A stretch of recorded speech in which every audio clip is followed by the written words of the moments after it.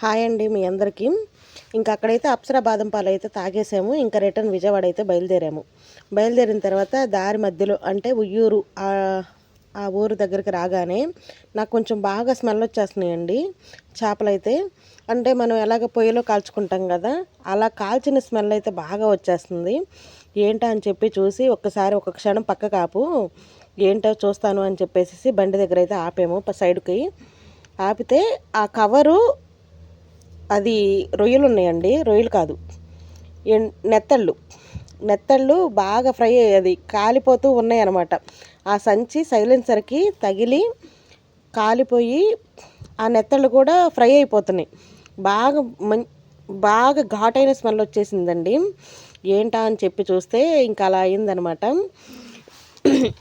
ఇంకా అవి కవర్ అయితే తీసేసి నేనైతే చేత్తో పట్టుకున్నాను. ఇంకా చాలాసేపు కూడాని ఆ సైలెన్సర్కి తగిలి వేడికి కాలిపోతూ ఉంటే మామూలుగా ఎండు చేపల స్మెల్ వస్తున్నాయి ఏమో అని అనుకున్నాను. కానీ కాదు, ఆ సైలెన్సర్కి ఆ గాలికి తగిలేసి ఆ కవరు మొత్తం ఆ ఎండు నెత్తలకి మొత్తం ఫ్రై అయిపోతూ ఉన్నాయి అన్నమాట. ఇంకా ఇది రెండోసారి అండి ఇలా జరగటం. ఒకసారేమో బాగా ఎండలోనండి సైలెన్సర్కి మామూలుగా ఇట్లాగా కవర్లు తగిలిస్తూ ఉంటాం కదా బండికి, ఆ బండికి కవర్ తగిలిచ్చిన దానిలో బట్టలు ఉన్నాయి. ఆ బట్టలు చూసుకోకుండా మేమేం చేసామంటే మామూలుగా వెళ్ళిపోతూ ఉన్నాం మళ్ళీ గుడివాడ నుంచి విజయవాడకి. అప్పుడు కూడా అలాగే ఆ బట్టలన్నీ మొత్తం హీట్ అయిపోయి బాగా కాలిపోయిన వాసన వస్తుంది. కొంచెం జస్ట్ మిస్ అండి, లేదనంటే కనుక మొత్తం అలా బ్లాస్ట్ అయిపోయేది. అప్పుడు ఇప్పుడు ఏమో ఇలా జరగటం ఇది రెండోసారి. అదిగోండి మొత్తం కవర్లో నుంచి ఓపెన్ చేస్తుంటే రావట్లేదు. చాలా వరకు కూడాని బాగా ఫ్రై అయిపోయినాయి, స్మెల్ అయితే వచ్చినాయి.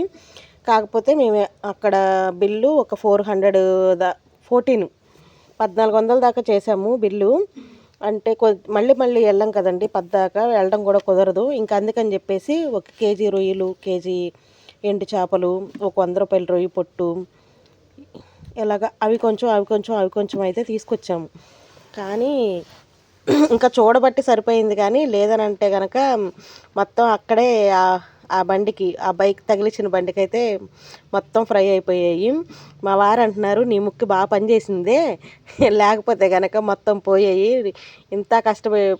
ఎంత పెట్టుకున్నావు, కావాలని తీసుకెళ్ళావు, మొత్తం పాడైపోయి వేస్ట్ అయిపోయాయి అని చెప్పేసి ఇంకా తర్వాత ఇంటికి వచ్చిన తర్వాత ఓపెన్ చేసి ఇంక ఇవన్నీ చెక్ చేసుకుంటున్నా. అంటే ఆ ఒక్కటే పోయినాయా లేదంటే ఇంకేమన్నా కానీ ఇంకా వేరేవి కానీ ఏమన్నా మాడిపోయినాయా అని.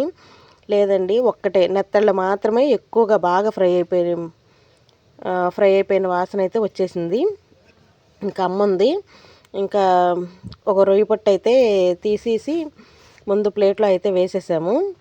ఇంకా అమ్మంటుంది, మిగతావి ఏమి తీకు, అలాగే ఉంచు, దాకల్లో పెట్టేసేసి కొంచెం గాలిపాటికి అలా వేస్తే కనుక ఫ్యాన్ గాలికి వేస్తే బాగానే ఉంటాయిలా, ఆ స్మెల్ అనేది కొంచెం పోయిద్ది అని. ఎక్కువగా ఇవే ఫ్రై అయిపోయి ఇవి ఎక్కువగా బాగా పాడైపోయినాయి అయితే నెత్తళ్ళు. ఇంకా ఎంత కష్టపడి తెచ్చుకొని ఒక పాటికి రాలేదండి, అతుక్కుపోయింది కవర్ అయితేని. అసలు చాలా బాధ అనిపించింది. ఫస్ట్ అయితే కొంచెం బాధగా అనిపించింది, అయ్యో ఏంటి ఇలా అయిపోయిందని. ఇంటికి వచ్చి చూసుకునేసరికి కొంచెమైనా పర్వాలేదు అని ఇంకా అమ్మ నేను అయితే పట్టుకొని తీస్తున్నాం అనమాట. ఇది రెండోసారి. ఇంకా